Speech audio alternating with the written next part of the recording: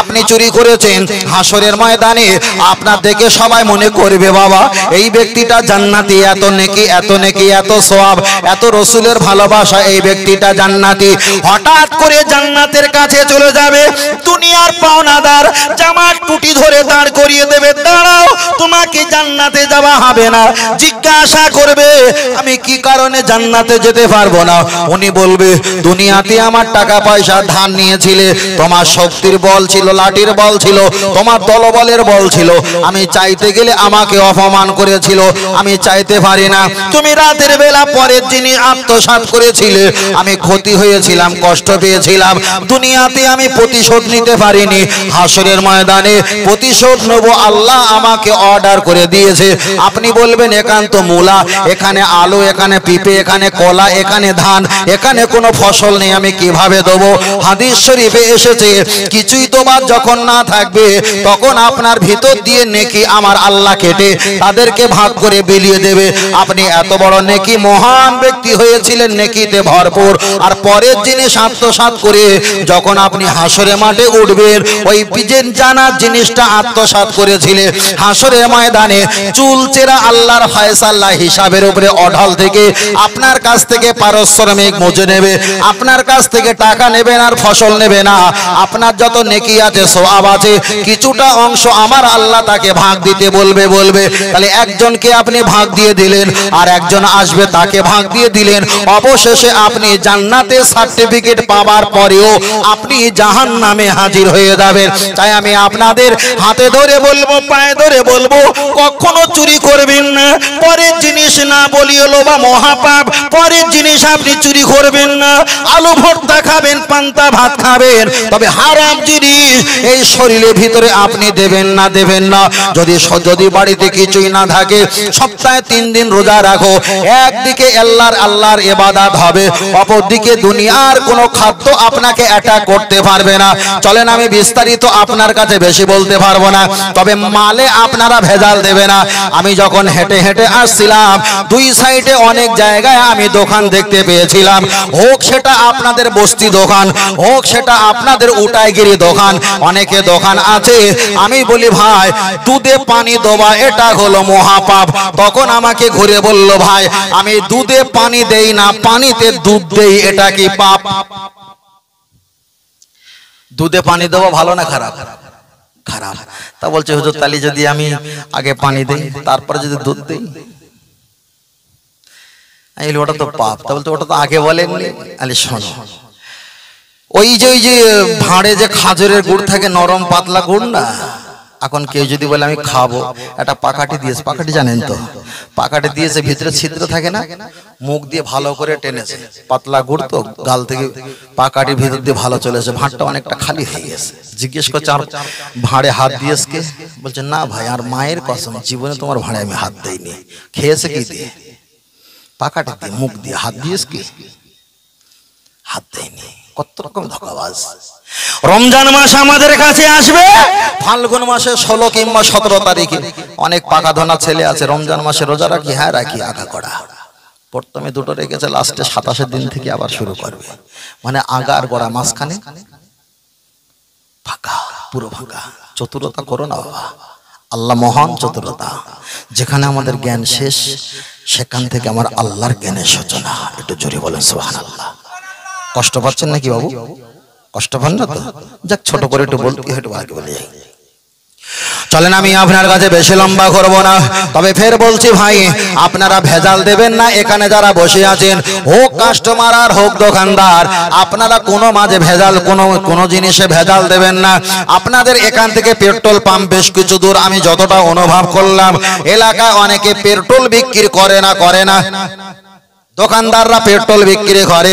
এখন পেট্রোলের কেজি যদি 105 টাকা 6 টাকা হয়, দোকানদার কিনে নিয়ে এসে 105-6 টাকা কিনে নিয়ে এসে বাড়িতে এসে বড় নীল ড্রামে তেলগুলো ঢেলবে, আর অন্য তেল সলপিন পাইল দেবে তাতে কিন্তু 1 লিটারের জায়গায় 900 গ্রাম 850 গ্রাম তেল পাওয়া যাবে। তাহলে দাম নিয়েছে 105 টাকা, ওতে আবার 40 টাকা সলপিন দেবে, 700 গ্রাম সলপিন আর 300 টাকা, 300 গ্রাম দেখা যায় 700 গ্রাম সলপিন বলপেন আর 300 গ্রাম থাকবে পেট্রোল, ওতে আবার রং মিশিয়ে দেবে, দামে আবার বেশি নেবে 120-30 টাকা।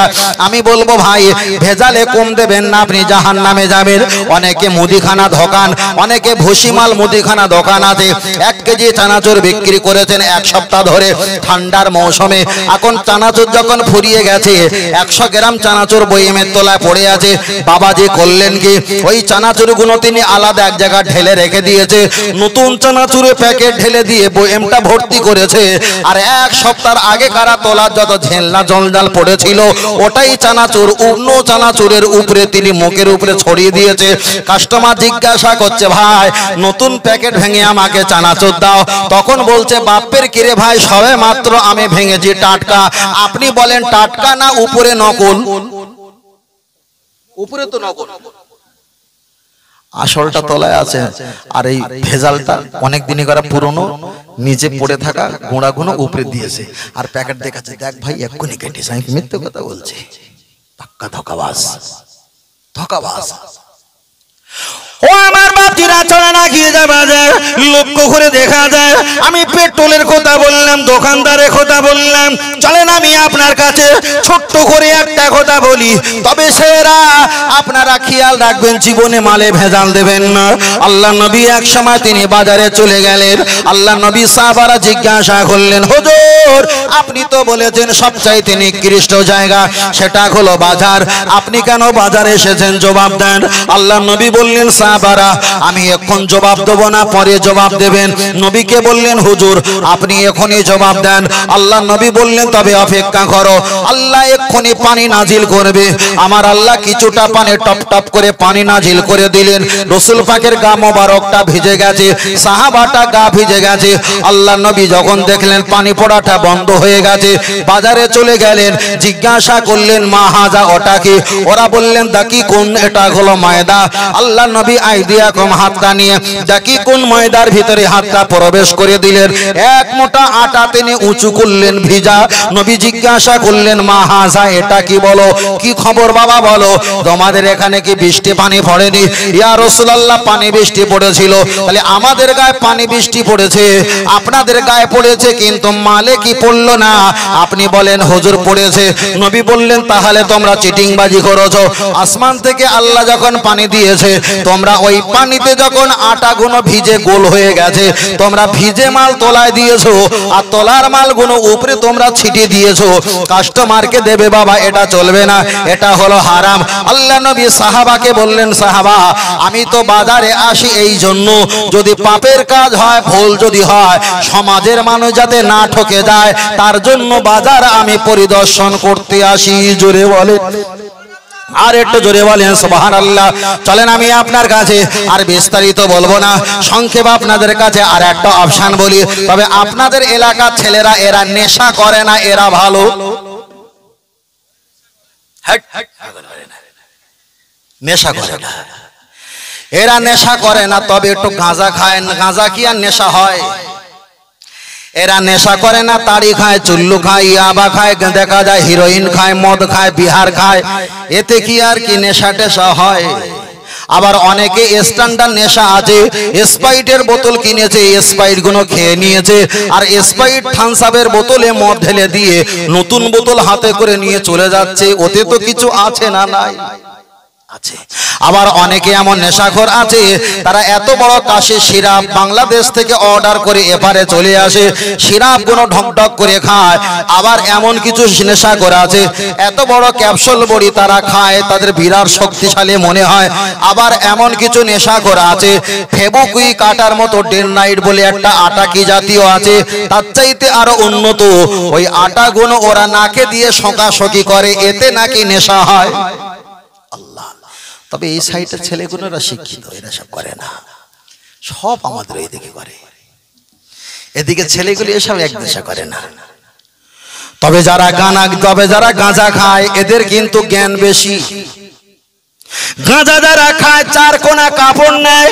আবার নতুন করে চায়ের দোকানে একটা কলকে বার হয়েছে, কলকেটার নাম হলো গো গো না কি বলে, কি বলে, কি বলে ভাই? সভাপতি সাহেব বলো না, একদম মানুষ যাবে। গো গো বলে না কি বলে ওটা? জানা না, তাই তো? ঠিক আছে, আমি বলি 5 টাকা 10 টাকা নেয় গোগো, এত বড় একটা কলকে থাকে। গাঁজাটা টান দিয়ে বললেন, ভাই তুমি ধরো। আদৌ কিন্তু রক্তের কোনো ভাই না, কত ভালোবাসা বেড়ে গেল। বড় ভাই টেনে বলছে, মামা ধরো। মামা দিল, মামা খেয়ে বলছে, আরে আমার ভাগনা কোথায়, এসো ভাগনা খাও। আবার 4 জনা খেয়ে দিয়ে রাস্তা দিয়ে চলে আসছে, আর বলছে, জানিস আমার শ্বশুর ফোন করে বলেছে কীর্তনিয়া পাড়া ঢুকতে প্রথমে ডান হাতে বড় একটা জলা জমি আছে, ওখানে আমার দোকান করে দেবে।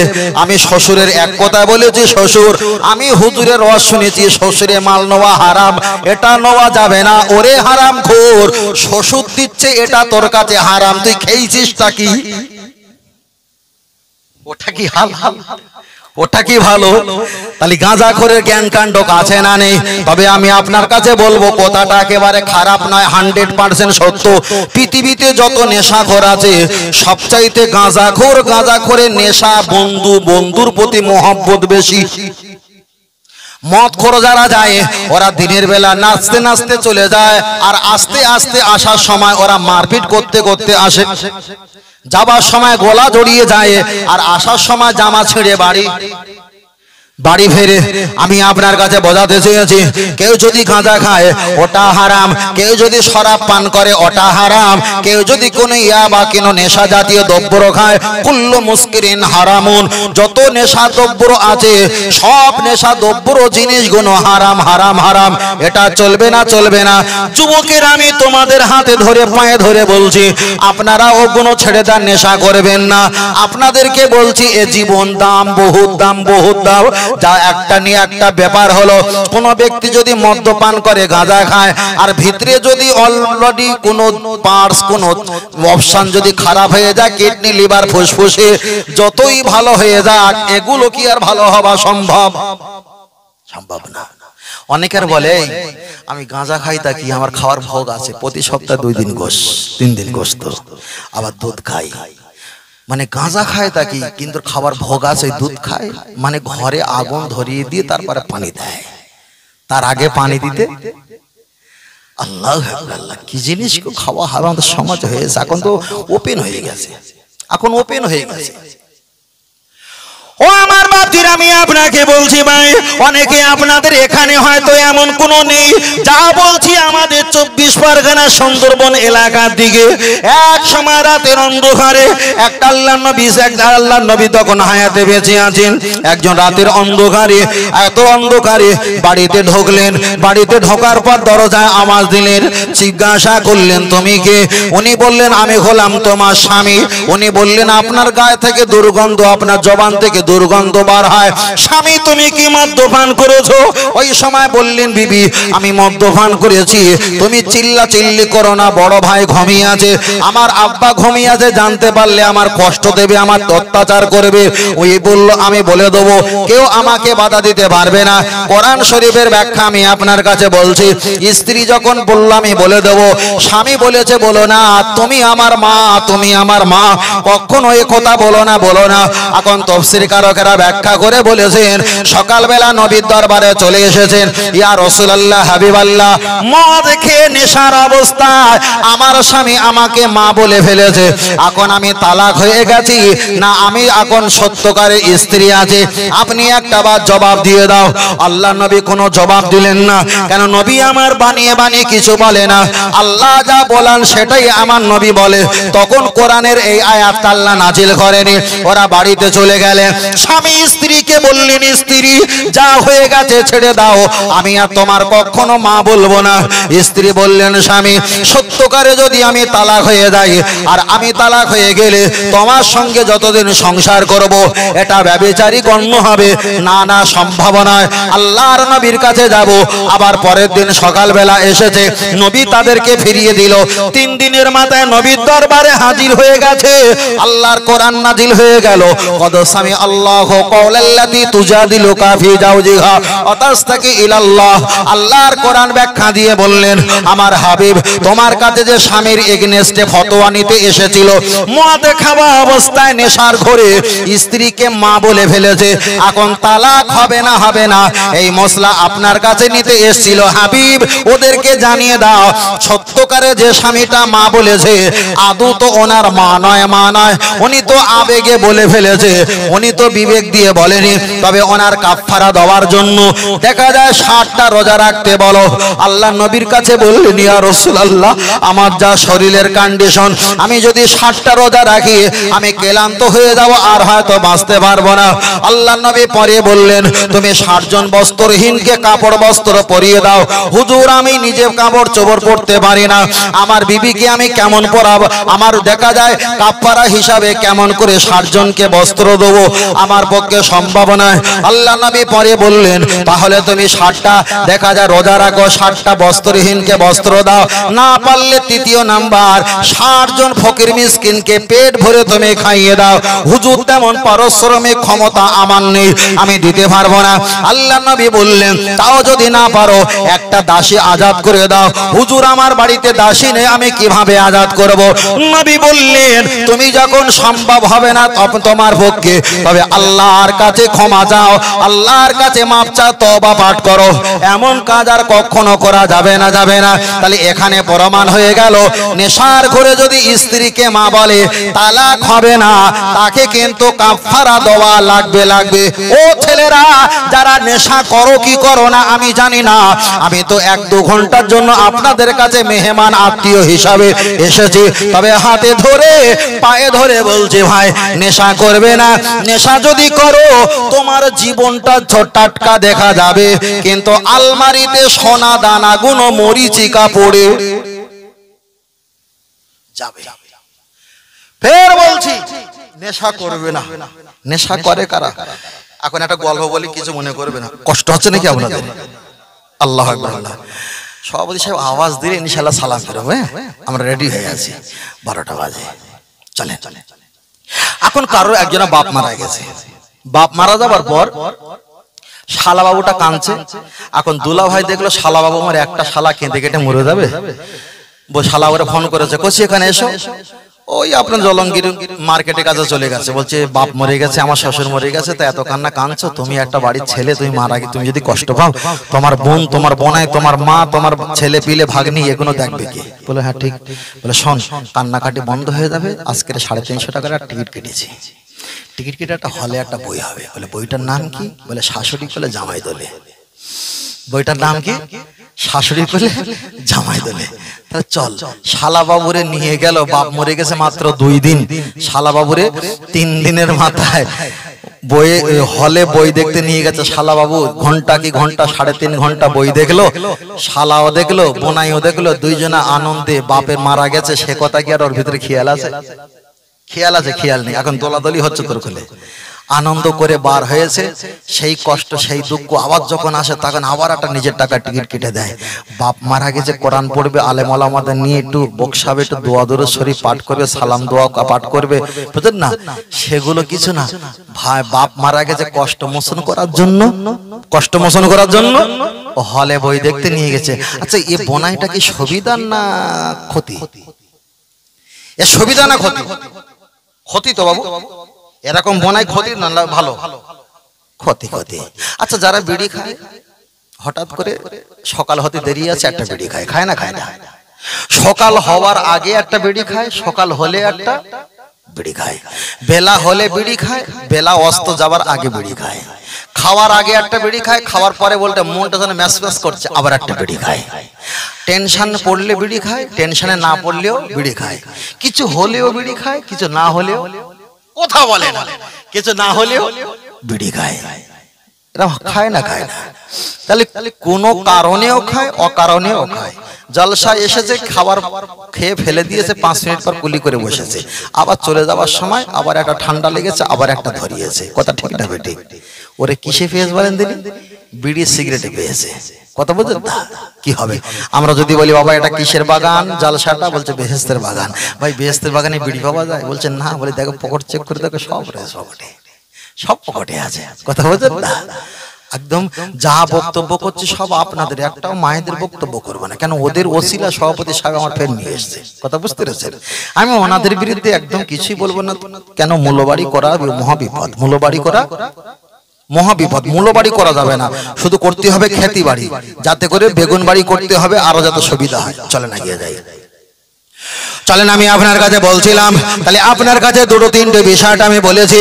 একদিকে নেশা, অপর দিকে হলো দেখা যায় পরের মাল আত্মসাৎ করা, চুরি করা চলবে না।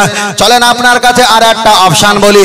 ও বাবাজিরা, আপনাদের এখানে অনেকে জুয়া খেলে, আপনাদের এখানে হয়তো খেলে না।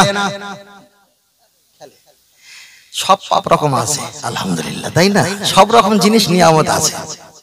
আপনাদের এখানে অনেকে জুয়া খেলে না, তবে এখন তো স্ট্যান্ডার্ড জুয়া খেলা হয়েছে।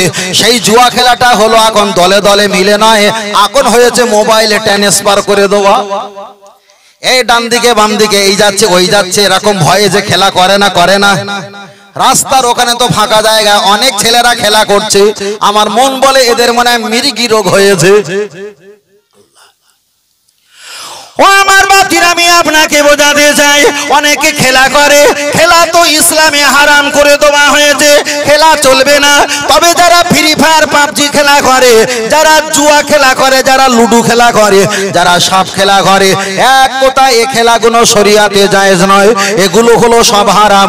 অনেকে দাবা খেলা করে, বাঘবন্দি খেলা করে, অনেকে একটা দোকানের পোটে তৈরি করেছে কিংবা পিলিয়ার তৈরি করেছে, বসার জন্য একটা জায়গা করেছে, সেখানে দাগ টেনে দিয়ে বাঘবন্দি ছক্কা খেলার গুটি টাঙিয়েছে, ঠিক না বেঠিক? না, চলবে না। হাদিস শরীফে এসেছে, যারা বাঘবন্দি খেলা করে, এমন করে ছক্কা বাঘবন্দি যারা খেলা করে, হাদিসের ব্যাখ্যা এসেছে, তারা যেন শুকরের রক্তকে অতিরঞ্জিত করলো, তারা যেন হাত বরাবর মেখে তারা রঞ্জিত হয়ে গেল, রঙে রঙে রঙিন হয়ে গেল। তাহলে আমি আপনাকে বলছি, ওটা কখনো করবে না, ওটা হারাম।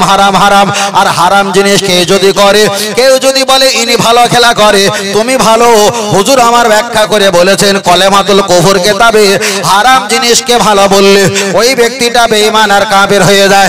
চলেন আমি আপনাকে বোঝাতে চেয়েছি, অনেক ছেলেরা ফ্রি ফায়ার পাবজি খেলা করে, আমি বলবো যতবারও খেলো, তবে আপনারা যারা মা আছেন, বোন আছেন, আপনাদের মেয়ে যারা আছে, যাদেরকে বিবাহ দেবেন, বিবাহ দেবার আগে ডাক্তারের কাছে পরামর্শ করে বিবাহ দেবেন। কেন, যে জামাইয়ের সঙ্গে আপনার মেয়ে বিবাহের ব্যবস্থা করবেন, উপরে হয়তো চাকচিক্য, কিন্তু আলমারিতে মাল খালি।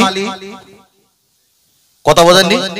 আপনি ভিক্ষা করে দেন, এলাকার নেতা মাতব্বর জ্ঞানী আলেম ওলামা যারা আছে, তাদের কাছ থেকে হাতে পায়ে ধরে কেঁদে যদি 2000 টাকা নিতে হয়, তাও চাঁদা নেন। তবে ফ্রি ফায়ার পাবজি খেলা করা, এরকম ইবলিসের সঙ্গে বিয়ে দিতে গেলে একটুকুনি ওর চেহারাটা নাড়া দেওয়া দরকার, ঠিক না বেটা? তুই এতদিন কোন জায়গায় লেখালেখি করেছিস কি আমার চেক করার দরকার নেই? আমার মেয়ে কি সস্তা? চলেন, যারা ফ্রি ফায়ার পাবজি খেলা করে, এরা কখনো লাইটে থাকে না, এরা থাকে অন্ধকারে। ঠিক বলছে না ভুল বলছি? এরা থাকে অন্ধকারে, এরা কখনো সুন্দর নরম জায়গায় বসতে চায় না, যেখানে দোকানের বসার জায়গা আছে, পিলিয়ার, যেখানে কারেন্টের পোস্টার ভেঙে পড়ে গেছে, নারকেলের গাছ ভেঙে পড়ে গেছে, তাল গাছ ভেঙে পড়ে গেছে, ওই রকম শক্ত জায়গায় কারেন্টের পোস্টার খুঁটির উপরে বসে বসে এরা হাঁটুটা বগলের উপরে তুলে দিয়ে খেলা করে, ঠিক না বেটা? এদের শক্ত জায়গা কপালে আছে বলে মনে হয়। প্রস্রাব লেগেছে সকাল 8টা, সেই প্রস্রাব করছে বেলা 5টায়, ভালো না খারাপ? আচ্ছা, যে প্রস্রাব বারবার চেপে রেখে দেয়, তার কি ভিতরে লিভার কিডনি ঠিক থাকতে পারে বলে মনে হয়? থাকে না। আবার পায়খানা লেগেছে, যখন পায়খানা ফিরছে তখন, মানে 5 ঘন্টা পর, একদিন নয়, প্রতিনিয়ত, বছর কি বছর চলছে। মা দিয়েছে এতটা ভাত, আমার দিকে তাকান, মা দিয়েছে এতটা ভাত, বাচ্চা খেয়েছে কতটা? এতটা। ও সুস্থ না অসুস্থ? যে পায়খানা লেগেছে একটার সময়, বেলা 1টা, সেই পায়খানা যদি রাত 8টার সময় করে, যার প্রস্রাব লেগেছে সকাল 5টা, সেই প্রস্রাব যদি বেলা 3টের সময় করে, ও কি সুস্থ বলে মনে হয়? যারকে দিয়েছে এতটা ভাত, মা দিয়েছে, বাচ্চা এত খেয়েছে এতটা ভাত, ও কি সুস্থ? যে লাইটের কাছে থাকতে মন চায় না, থাকে অন্ধকারে, সে কি সুস্থ? তাহলে এইরকম অসুস্থ ছেলেকে যখন জামাই করবে, তখন আমার মেয়ের বাপের মার পক্ষে কি তাকে একটু মেডিকেল টেস্ট করা কি, এটা কি খুব খারাপ জিনিস বলে মনে হয়? খুব খারাপ জিনিস। ফের বলছি, ওদের বগলের চুল কত বড় জানেন? আঙুল দিকে তার দাদু ভাই আঙুল দিকে না তো বড় বগলের চুল। আচ্ছা আলমারিতে যদি এইরকম হয় তাহলে শোকেশের খোলে কি সর্বনাশ হয়ে আছে? হাসছেন? হাসবেন না, আমি একটাও হাসার কথা বলিনি। ফের বলছি, আলমারিতে যদি এইরকম কন্ডিশন বগলে চুল থাকে তাহলে শোকেশের ভিতরে কেতনা বড় চুল আছে? ছি ছি ছি ছি, নোংরা, অসভ্য, অসামাজিক। এলাকার একটু হাফেজ, আলেম, ইমাম, তাদের সঙ্গে সম্পর্ক রাখো, তাদের সঙ্গে পরামর্শ করো, বুঝেন না? চলে না গিয়ে যায়। তাহলে এই ছেলেদেরকে যারা বিবাহ দেবে, আমি মায়েদেরকে বলবো বিবাহ দেবেন। এতক্ষণ বলেছিলাম দিবেন না, এবার বলছি দেবেন। কেমন দেবেন? ছেলেটারে পাল্লা ওজন করবেন। আমি একটা আজকের ফ্লিপকার্ট থেকে একটা পাল্লা নিয়েছিলাম, ওই যে মিটার ওঠে না, ওই দাঁড়ালে নাম্বার ওঠে, তো আমি ওজন করছি, অনেক ওজন দেখাচ্ছেন, ভুল দেখাচ্ছে, আবার রিটার্ন মেরেছে, আবার এক দুদিন পর নিয়ে যাবে। ওই ছেলেকে বিবাহ দেওয়ার আগে ছেলেকে আগে পাল্লা ফেলে ওজন করবে, কত কেজি ওজন। ছেলে যদি 50 কেজি ওজন হয়, মেয়ে যেন 70 কেজি ওজন হয়। কথাটা ভালো করে বুঝবে। ছেলে যদি 50 কেজি ওজন হয়, মেয়ে কত কেজি লাগবে? 70 কেজি লাগবে। কেন? পরে বলছি। ছেলের বয়স যদি 20 বছর হয়, মেয়ের বয়স যেন 25 বছর হয়। কত বছর? 30 হলে তো বিরাট ব্যাপার, খুব ভালো, 25 যেন হয়। তবে ছেলের তুলনায় মেয়ের শরীরটা যেন একটু নাটা মল্লিকের মতো, কত বলো, নাটা মল্লিকের মতো একটু চেহারা যেন হয়। তার কারণ যে ছেলে খেলার নেশায়, অত্যাচারে, খাবার সময় খায়নি, ঘুমানোর সময় ঘুমায়নি, প্রস্রাব করার সময় প্রস্রাবে যায়নি, মলত্যাগ পায়খানার সময় মলত্যাগ পায়খানা করেনি, বন্ধু বান্ধবের সঙ্গে ঘোরেনি, দিবালায় থাকেনি, অন্ধকারে ঘুন ঘুন করে সারাটা দিন পার করেছে, ওই ছেলেটা নিজের শরীরের দিকে তাকিয়েছে বলে মনে হয়? তাহলে যে ছেলে নিজের শরীর নিয়ে চিন্তা ভাবনা নেই, তাকে যদি সমবয়স্ক মেয়ে বিবাহ দেওয়া হয়, বয়স যদি সমান হয়, ওজন যদি সমান হয়, সাইড যদি সমান হয়, রাতের বেলা ঘুমিয়ে থাকবে, স্ত্রীর হক আদায় করার খেয়াল থাকবে বলে মনে হয়? খেয়াল থাকবে না। ওই জন্যই বলি যে ছেলের থেকে মেয়ের ওজনটা একটু যেন বেশি হয়, ছেলের থেকে মেয়ের বয়সটা যেন বেশি হয়, ছেলের থেকে মেয়ে যেন হিষ্টিপুষ্টি হয়। ও যখন মেয়ে যখন হক চাবে, ও যখন হক দিতে চাইবে না, একটা কেনের রহেশের মারলি 90 বছর দাঁত লেগে পড়ে থাকবে। কথাটা বোঝাতে পেরেছি? খারাপ পেয়েছেন নাকি? চলে চলে চলেন, আমি আপনার কাছে বোঝাতে চেয়েছি, বিষয়টা আমি আপনার কাছে ব্যাখ্যা করে বলেছি। ও দাদু ভাইরা, আর একটা বার আমি আপনার কাছে বলবো, আপনারা খেলা করবেন না, আপনারা কখনো খেলা করবেন না। এই সবুজ লাইট দেখবেন না, পণ্য ভিডিও দেখবেন না। আপনারা অনেকে ফেসবুকে ঘাটাঘাটি করেন, ফেসবুকে নাম দিয়েছে মহিলাদের নাম, আর ওই ফেসবুকে ছবি দিয়েছে মহিলাদের ছবি, আর আপনি মনে করছেন এটা মহিলার প্রোফাইল। না না না বাবা, ওটাই হলো দুনিয়ার রং।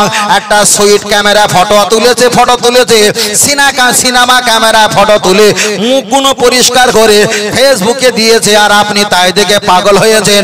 না, আমি আপনাদেরকে হাতে জোরে করজোরে করে বলছি, আপনি এই যুগে কখনো আসতে পারবেন না, এই পরিবেশে একটাও আসবেন না। আপনার মাথায় টুপি থাকবে, ইমাম সাহেবের সঙ্গে একটু সম্পর্ক রাখেন, ইমাম সাহেবের সঙ্গে সম্পর্ক রাখলে ইমাম সাহেব আপনার মাথায় টুপি তুলে দেবে, আপনার মুখে দাড়িটা তুলে দেবে, আপনার হাতে তসবিহ তুলে দেবে, আপনার গায়ে গোল পিরহান তুলে দেবে, আপনার জবানে নবীর হাদিস তুলে দেবে, আপনার জবানে নবীর প্রশংসা তুলে দেবে।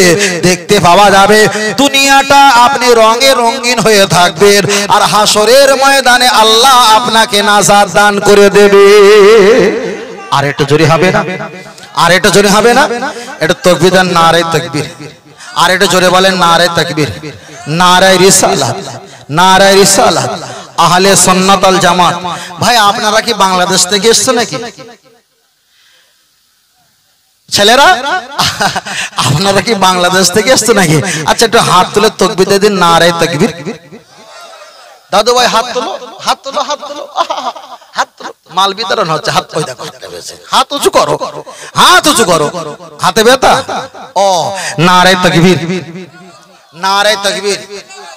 একদম গা গরম হয়নি। নারে তাকবীর, আহলে সুন্নাত ওয়াল জামাত, আহলে সুন্নাত ওয়াল জামাত, নারে রিসালাত, নারে রিসালাত, নারে তাকবীর। মাশাআল্লাহ, আল্লাহ রাখো। ওই জন্যই বলি বাংলাদেশের হুজুর ওয়াজ করতে পারেনি কেন? ওদের তো শ্রোতা অন্যরকম, আর আমাদের এখানকার শ্রোতা অন্যরকম। কত না, এত মালে মালে না ফেলে ঠিক সাইজ হবে না, বুঝলেন? এক গোলা পানি, তাতে যদি লঙ্কা গাছ দেওয়া হয় গাছ হয় বলে মনে হয়, তাতে তো ধান গাছ দিতে হবে। তো তোমরা যা যন্ত্র ওইসব হুজুর আনলি হবে হবে না, কত তোমরা তো কঠিন জিনিস। হ্যাঁ, এসব মাল প্রোডাক্ট তো আমরা চিনি, আমাদের দেশের আমরা চিনি ভাই, কঠিন জিনিস। চলেন চলেন, আমি আপনার কাছে বলছিলাম, লম্বা আমি করব না, তার বিষয় আমি আপনার কাছে ছোট ছোট করে বলছি। তাহলে প্রথম বলেছিলাম বাবা একরকম, আপনাদের কাছে বলছি আর এক রকম। ও ছেলেরা, আপনাদের কাছে একবার বলছি, বেনামাজির হাতের আপনারা খাবার খেতে পারবেন, কোনো সমস্যা নেই। তবে যদি তাকওয়া যদি করেন, বেনামাজির হাতের খাবার চলবে না। আমার মায়েরা পর্দা করে, আপনাদের চাইতে মায়েরা বেশি পর্দা করে না মায়েদের চাইতে আপনারা বেশি পর্দা করেন? কারা? ছেলেরাই করে। ঠিকই বলেছে।